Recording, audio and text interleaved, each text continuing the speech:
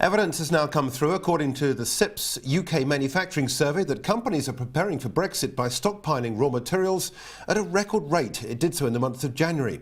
The Purchasing Managers Index fell to 52.8 from 54.2 in December.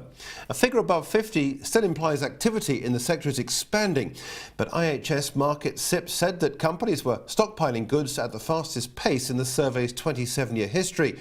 But the drop from the previous month was caused by a decline in the employment part of the sector, and that export orders were near stagnant.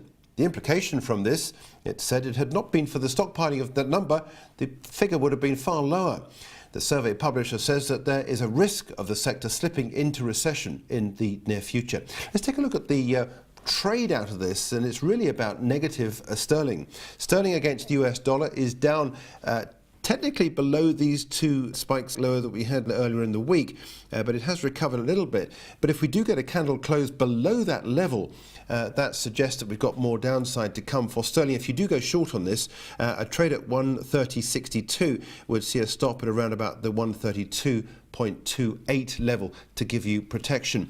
Against the euro, it is actually a more serious picture, in as much as we've seen a bigger decline from the highs that we had when we were back at 116.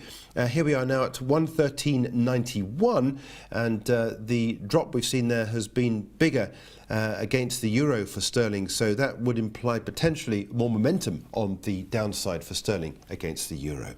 That's taking a look at the data from the CIPS manufacturing survey out on this Friday morning.